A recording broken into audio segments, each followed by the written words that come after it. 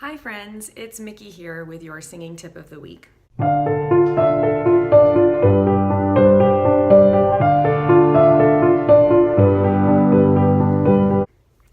This week I'm going to be doing a review of Lady Gaga's performance of Shallow from A Star Is Born at the Grammys. And I'm going to have a kind of, I'm sure, unpopular opinion here. So let me preface by saying that I am a big fan of Lady Gaga. I think she's a great artist. I bought her first album. I've seen her in concert.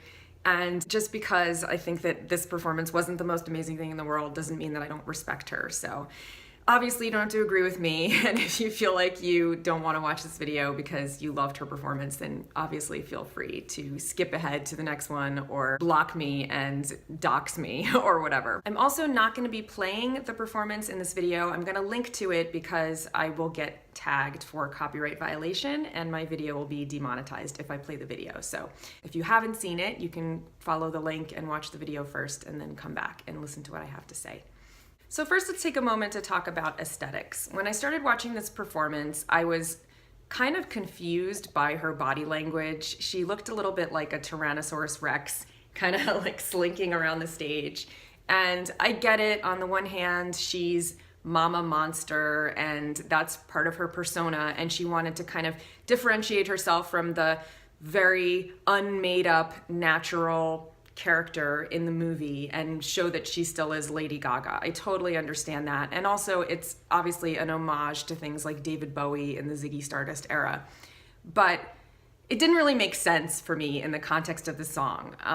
And that kind of style has already been done almost 50 years ago already. So I didn't feel like it was pushing the envelope or advancing art or transgressive in any way. It just kind of was confusing to me. And I was like, what is she doing? So I'm definitely not saying that you shouldn't insert your personality into your performance, but you don't want it ever to take away from the effectiveness of the song. And I felt like that is what was happening here.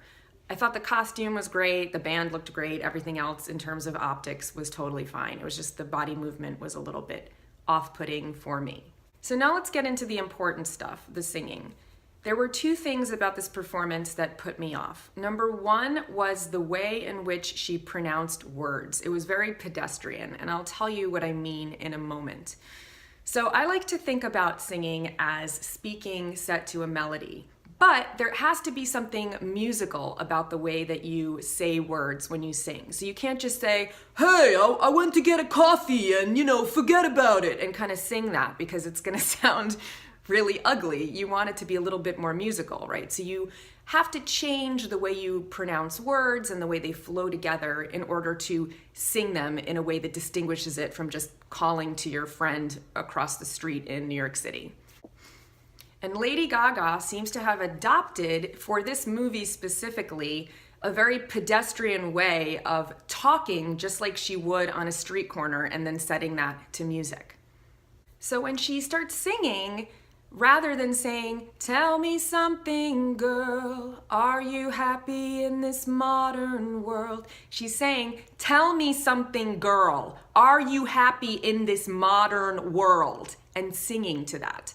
So I think there is a benefit to singing in a talky way, and I think that it allows the audience, for example, to really understand the lyrics that you're saying. But when it's over enunciated in that way, it makes it sound very ugly, in my opinion. My second main problem with this performance is that she's singing with an extremely heavy sound. So I don't really talk about anatomy that much in my videos because I personally don't find it very helpful to think about what muscles you're using when you're engaging your chest voice versus your head voice. But I think for the analysis of this performance, it's useful to refer to some of the terminology. So when we're using our chest voice, we're using primarily our thyroid muscles. And when we're using our head voice, we're transitioning into our cricothyroid muscles. Both of them are activated all of the time. So you're never turning off one set of muscles completely. But when you're at the bottom of your chest voice range, when you're singing those really low notes, you're predominantly using those thyroid muscles. And then as you get up towards your mid-range voice and you're going towards your bridge or your transition, it's about 50-50, and then you switch into a more cricothyroid dominant way of singing. So you're constantly using some blend or some mix, but there is a spectrum, and it's going to be more dominant on one end than at the other. So what I hear in her performance is that she's holding on to that thyroarytenoid dominant way of singing for the entire song. So rather than mixing in a more head voice blend as she gets to the top of her chest voice range, she's keeping it very low and heavy. So I would liken this to when somebody's playing fortissimo on the piano. You can play very loud without banging, and banging sounds very ugly and very plodding and heavy. And singing in this very thyroarytenoid dominant way is like hammering a nail, and she keeps that tone the entire way. So it almost sounds like an elephant is stomping the entire way. And she loses a lot of that brightness, that bright timbre that comes in when you mix in some of your head voice. And I think one of the reasons that people use this much more thyroarytenoid dominant way of singing is because it sounds very serious. And I think at this point in Lady Gaga's career, she's really trying to establish herself as a serious actor, as a serious musician, a serious singer, one that's going to be around for generations and is really going to be an icon and somebody that nobody's going to question her artistry. And I think she's done a really good job of that, but I think it's a little bit misplaced. And she's able to sing in this way for the songs in this movie because they're all very low. So she's never actually forced to transition into her head voice. She can sing the entire shallow song using her chest voice and really gripping on with those muscles and keeping the same sound. So to my ears, it sounds very monotonous, very monochromatic,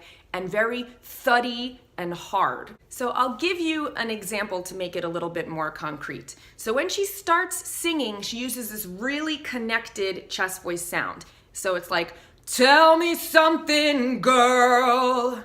Are you happy in this modern world?" And I could sing those exact same notes using more of a head voice blend, so a mixed voice, and it would sound like it was higher. So for example, "Tell me something, girl. Are you happy in this modern world?" So that's the opposite extreme of the spectrum. That's using a much more mixed voice, head voice blend in there.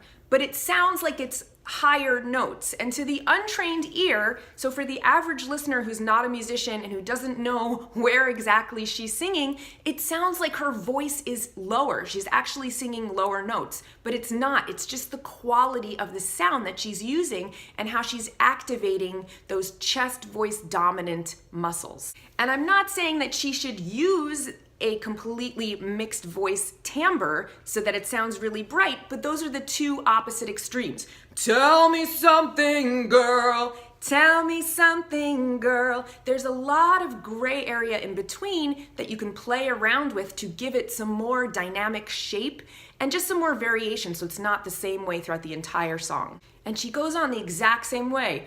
"Or do you need more? Is there something that you're searching for?" And to me, this way of singing sounds comical. Like, it's hard for me to listen to. "I'm falling.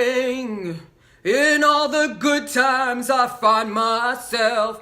I feel like I'm listening to a combination between Meatloaf and Cher. And it's funny, if you actually listen to the performance carefully and the way that she's breathing, sounds like she's quite out of breath, and she has a little bit of trouble staying exactly on pitch. So I think part of it is that she was nervous. It's this huge performance, and even if you're Lady Gaga and you're this consummate performer who's been playing these huge arena rock shows, playing at the Grammys is a really, really big deal. So I'm sure she's only human.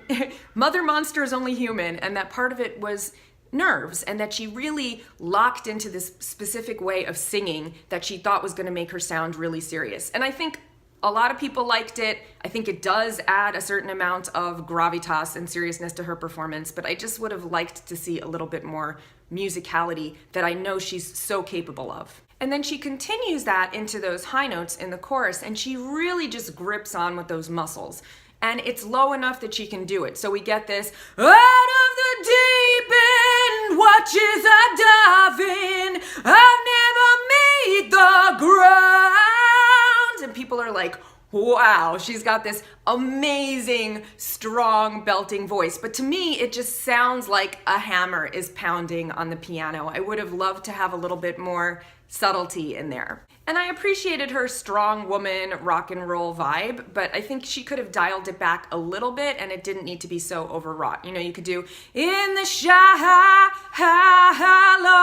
It still has some of that nice chesty voice, but there's a little bit of brightness and variation in there too. I'm not suggesting she go to the other extreme and sing in the shallows, but there's definitely room to play.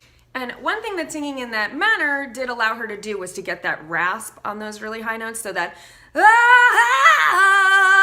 where her voice was breaking and getting that like rock and roll growl, but it sounds like it's like really damaging and not being done in a healthy way. And I would have been really curious to hear her try to sing something really soft and intimate right afterwards. I think she would have had a really difficult time because she was pushing that chest voice so much in this performance.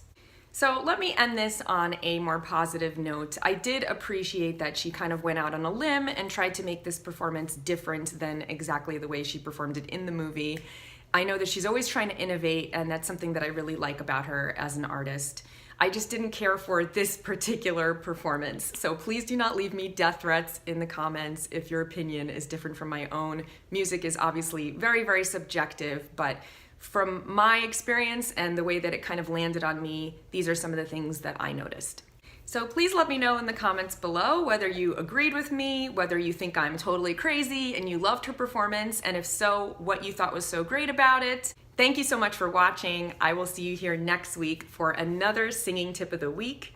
Until then, happy singing.